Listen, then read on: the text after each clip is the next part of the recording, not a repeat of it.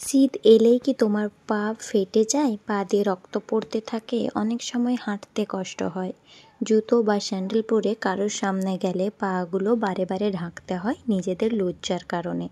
এসব কিন্তু প্রায় 90% মেয়েদেরই একটা কমন সমস্যা। অনেক সময় ফেটে তো এমন রক্ত বেরোতে থাকে যে জল লাগলেও সেই জায়গাটা হাউ হাউ করে জ্বলে ওঠে। অনেক ক্রিম ব্যবহার করেছেন, তারপরেও আপনাদের এই সমস্যার সমাধান হয়নি। আজ আমি আপনাদের সামনে কিছু ঘরোয়া টিপস এবং ট্রিক্স শেয়ার করব, যেগুলো আপনারা ফলো করলে মাত্র 7 দিনেই এই পা ফাটা থেকে মুক্তি পেতে পারেন এবং নরম মোলায়েম কোমল একটি পা পেতে পারেন। প্রত্যেকটা স্টেপ কিন্তু মনোযোগ সহকারে দেখবেন। একটা স্টেপও স্কিপ করে গেলে কিন্তু আপনার কাজটা ভালো হবে না। তাই প্রথম থেকে শেষ অবধি ভিডিওটা দেখবেন, এতে আপনাদেরই অনেক বেশি হেল্পফুল হবে। চলুন ভিডিওটা শুরু করি।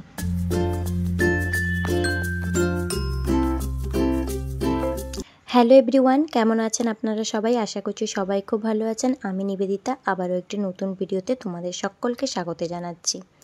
তো দেখো, আজকে আমি লাইভ প্রুফ করে তোমাদেরকে দেখাবো যে কিভাবে ক্র্যাকেল থেকে তোমরা একটা সুন্দর মোলায়েম ত্বক পেতে পারো, যার জন্য কিন্তু অনেক কিছু লাগবে না। ঘরে থাকা কিছুগুলো উপাদান দিয়েই তোমরা সুন্দরভাবে কতগুলো হোম রেমেডিস বানিয়ে যদি এটাকে নিয়ম মেনে ইউজ করতে পারো, তাহলেই কিন্তু তোমাদের পা ফাটার যে সমস্যা সেটা চিরতরে দূর হয়ে যাবে। চলো তাহলে আমরা স্টেপগুলো শুরু করি। একদম ফার্স্ট স্টেপে আমরা করব ফুট শকের জন্য আমি এখানে একটা বড় গামলি নিয়ে নিচ্ছি এবং তার মধ্যে কিছুটা উষ্ণ জল নিয়ে নিচ্ছি। জলটা হাতের মাধ্যমে চেক করে নেবে, জল যেন অনেক বেশি গরম না হয়, একদম লিউকওয়ার্ম ওয়াটার বা কুসুম গরম একটি জল। এর মধ্যে কিছুটা পরিমাণে আমি শ্যাম্পু অ্যাড করে দেব, আর কিছুটা পরিমাণে লেবু আমি ফেলে দেব। লেবুর রসও তোমরা চাইলে অ্যাড করতে পারো। এবার পাটাকে এর মধ্যে 10 থেকে 15 মিনিট পর্যন্ত তোমরা ডুবিয়ে রাখবে। ডুবিয়ে রাখলে আমাদের পায়ের গোড়ালির অংশটা নরম হয়ে যাবে সুন্দরভাবে, যাতে পরের স্টেপগুলো করতে আমাদের অনেক হেল্পফুল হয়। এইভাবে কিছুক্ষণ পাটাকে জলের মধ্যে ডুবিয়ে রাখার পরে একটা লুফা দিয়ে খুব সুন্দরভাবে পাটাকে ঘষে পরিষ্কার করে নেব, এবং যেগুলো ফুড ম্যাসাজার হয় ওগুলো দিয়ে আমাদের ক্র্যাকেলগুলোকে একটু রাফ করে নেব, যাতে ক্র্যাকেলে যতগুলো ডেড স্কিন সেলস আছে সবগুলো খুব সুন্দরভাবে রিমুভ হয়ে যায়। একটা কথা মাথায় রেখো বন্ধুরা, পা যদি নোংরা থাকে সেক্ষেত্রে তোমরা যত রেমেডিসই ক্লিয়ার করো না কেন, সেটাতে কিন্তু কোনোই উপকার হবে না। তাই প্রথম স্টেপে পাটা আমরা সুন্দরভাবে পরিষ্কার করে ধুয়ে মুছে সাফ করে নেব। দেখো, পাটাকে ধুয়ে মুছে সাফ করে নেওয়ার পরে আমি ফুড ফাইলার দিয়ে ফুডের গোড়ালির অংশটাকে একটু ঘষে ঘষে ডেড স্কিন সেলসগুলোকে রিমুভ করে দেব। এইভাবে কিন্তু ডেড স্কিন সেলসগুলোকে বের করে নিলে পরের রেমেডিগুলো আমাদের পায়ের মধ্যে খুব সুন্দরভাবে অ্যাবসর্ব হবে এবং নিজেদের কাজগুলো খুব সুন্দরভাবে করবে। না হলে ডেড স্কিন সেলসে কিন্তু অনেকগুলো প্রোডাক্ট আটকে যাবে এবং পায়ের যে আসল যে কাজটা ওটা কিন্তু করবে না। তো যাই হোক, দেখো তোমাদের সাথে কথা বলতে বলতে আমি আমার গোড়ালিটাকেও পরিষ্কার করে দিয়েছি। অনেকের পায়ের ভেতরের অংশও ফাটা থাকে, এমনকি হাতের তালুগুলোর অংশতেও ফাটা থাকে, ওগুলোও তোমরা চাইলে এইভাবে ক্লিন করে নিতে পারো। এবার চলে যাব পরবর্তী স্টেপে ফুড স্ক্রাবার বানাতে। তো ফুড স্ক্রাবার বানানোর জন্য আমি প্রথমেই একটা ক্লিন বাউল নিয়ে নিচ্ছি বা বাটি। এর মধ্যে আমি কিছুটা দেব বেকিং পাউডার বা খাবার সোডা, যেটা বেকিং সোডা বলা হয় ওটাই। আমি এখান থেকে 1 থেকে 2 চামচ পর্যন্ত বেকিং সোডা নিয়ে নিয়েছি। তোমরা তোমাদের পরিমাণ বুঝে এখানে প্রোডাক্টটা নিয়ে নেবে। আমি শুধুমাত্র 2টা পায়েই লাগাবো তাই এতটা নিয়েছি। আর তোমাদের অনেকেরই কি হয়, পায়ের আঙুলগুলোও ফেটে যায় বা হাতের আঙুলগুলোও ফেটে যায়, সেক্ষেত্রে তোমরা একটু প্রোডাক্টটাকে বেশি বা কম করতে পারো।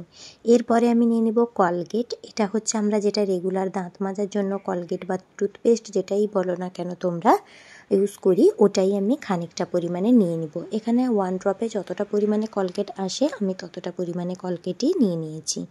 এরপর নিয়ে নিব কিছুটা পরিমাণ শ্যাম্পু। এখানে আমি ক্লিনিক প্লাস শ্যাম্পু ইউজ করছি। তোমরা চাইলে এই জায়গাতে শ্যাম্পু নিতে পারো বা বডি ওয়াশ বা বডি জেল, যার কাছে যেটা অ্যাভেলেবেল আছে তোমরা এটাই নিতে পারো, যাতে এটার সাহায্যে আমাদের পাটা একটু ক্লিন হয়ে যায়।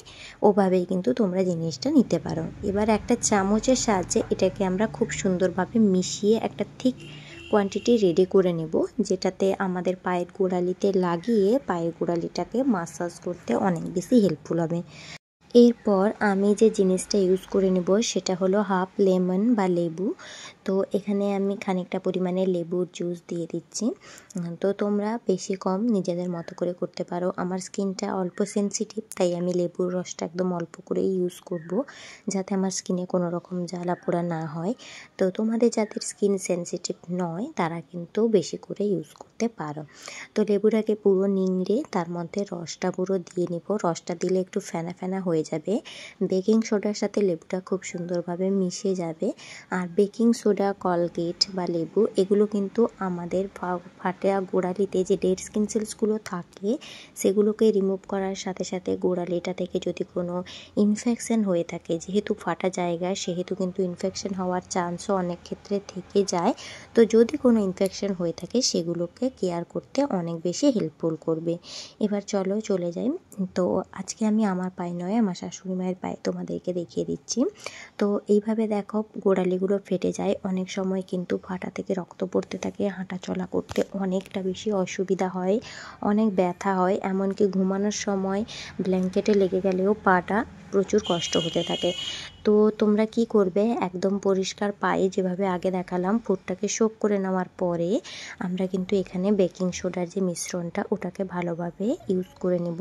খুব সুন্দরভাবে লাগিয়ে নেব। প্রথমে লাগিয়ে নেওয়ার পরে তোমরা কিছুক্ষণ স্ক্রাবিং করবে, যেভাবে আমরা আমাদের ফেসের স্ক্রাব করতে থাকি মুখের নোংরাগুলোকে দূর করার জন্য স্ক্রাব ইউজ করি, ঠিক সেইভাবেই কিন্তু পায়ের যত্নেও নিতে হবে। ফেসটাকে যখন আমরা ফেসিয়াল করি তোমরা সবাই জানো আমরা প্রথমে ক্লিন করি তারপর স্ক্রাব করি, ঠিক সেইভাবে তোমরা পায়েও পাটাকে প্রথম ফুড সোকের মাধ্যমে ক্লিন করে নেবে। তারপর যে জায়গাগুলো ফাটা আছে সেগুলোতে স্ক্রাবারগুলোকে খুব সুন্দর লাগিয়ে দিবে। তারপর লুফা বা যেটা সাবান মাখার জন্য যেগুলো তুলি আমরা ইউজ করি ওইগুলো দিয়ে হালকা হাতে রাব করবে। তো বলি হয়তো ভিডিওটা স্পিড বাড়ানো আছে, কারণ না হলে অনেক বড় হয়ে যেত, তাই আমি ভিডিওটা কেটে দিয়েছি। তো তোমরা প্রায় 5-7 মিনিট বা 10 মিনিট করে করে হালকা হাতে এটাকে রাব করলে কিন্তু পাটা পুরো পরিষ্কার হয়ে যাবে। হাতের প্রেশারটা কিন্তু একদমই নরম রাখবে, কারণ পাটা যেহেতু ফাটা আছে অনেক ক্ষেত্রে কিন্তু আমাদের এটা কষ্ট দিতে পারে। তো দেখো পাটা যখন ঘষে আমি পরিষ্কার করছি, দেখো ফাটা দাগগুলো কতটা পরিমাণে রিমুভ হয়ে গেছে। এটা কিন্তু কোনো ভুল না, তোমরা নিজের চোখেই দেখলে। তো এইভাবে কিন্তু স্ক্রাব করলে তোমাদের ফাটা দাগগুলো রিমুভ হয়ে যাবে। এরপর তৈরি করে নেব মাসাজ ক্রিম। মাসাজ ক্রিমের জন্য আমি যে ক্রিমটি রেডি করব তার জন্য আমি নেব ভেসলিন, যেটা ভেসলিন পেট্রোলিয়াম জেলি, ওটাই। তোমরা এখানে বোরোলিন বা বোরো প্লাস নিতে পারো, যার কাছে যেটা আছে ওটাই নিতে পারো। তো ভেসলিন নেওয়ার পরে আমি এখানে কিছুটা পরিমাণে হলুদ ইউজ করব, যেটা আমরা ঘরে রেগুলার ইউজ করি হলুদ, ওই হলুদটা ইউজ করব। হলুদটা কিন্তু অনেক অ্যান্টিব্যাকটেরিয়াল প্রপার্টিস থাকে, যার জন্য আমাদের পায়ের যদি কোনো ইনফেকশন বা ইনফ্লামেটরি প্রপার্টিস জমা হয়ে গিয়ে থাকে তো সেগুলোকে রিমুভ করতে অনেক বেশি হেল্পফুল করবে। তো ভেসলিনটার সাথে আমি হলুদটাকে খুব সুন্দরভাবে চামচে মিক্স করে নেব। মিক্স করে নেওয়ার পরে আমি এখানে ইউজ করব হচ্ছে অ্যালোভেরা জেল। আমি এখানে দোকান থেকে কেনা অ্যালোভেরা জেলটাই ইউজ করছি। তোমরা চাইলে তোমাদের কাছে যদি দোকানের কেনা অ্যালোভেরা জেল না থাকে, গাছের অ্যালোভেরা জেলটা যদি থাকে বাড়িরটা, ওটাও তোমরা ইউজ করতে পারো। তো বাড়ির অ্যালোভেরা জেলটা ইউজ করলে কি হবে, তোমরা এটাকে কিন্তু স্টোর করতে পারবে না, খারাপ হয়ে যায়। আর এইভাবে পাউচের অ্যালোভেরা জেলটা যদি তোমরা ইউজ করো, এইভাবে ক্রিমটাকে বানিয়ে তোমরা ফ্রিজে 7 থেকে 10 দিন পর্যন্ত স্টোর করেও রাখতে পারো। এবার এই জিনিসগুলোকে আমি খুব সুন্দরভাবে মিশিয়ে নেব একে অপরের সাথে। মেশানোটা একটু টাইম নিয়ে করবে যাতে সবার গুণাগুণগুলো খুব সুন্দরভাবে মিশে যায়।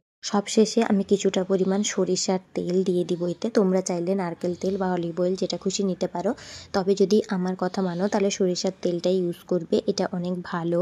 এবার এই উপাদানগুলোকে একে অপরের সাথে খুব সুন্দরভাবে আমরা মিশিয়ে নেব। দেখো একটা ঠিক সিরামের মতো হয়ে গেছে।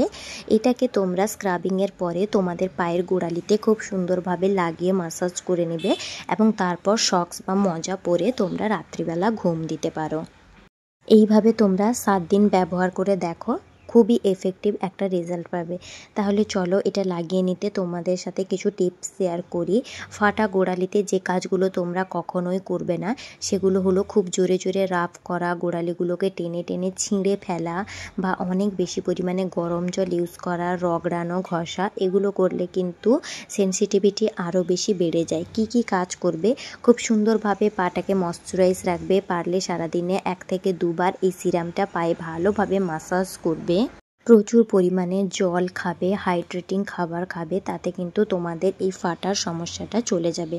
তো বন্ধুরা, আজকের জন্য তো এতটুকু। তোমাদের কেমন লাগলো এই রেমেডিসটা ইউজ করার পর অবশ্যই আমাকে জানিও। আর যদি তোমাদের ভিডিওটা একটু হলেও হেল্প হয়ে থাকে তাহলে প্লিজ একটা লাইক করে সুন্দর একটি কমেন্ট করো এবং আমার চ্যানেলটিকে সাবস্ক্রাইব করে রেখো।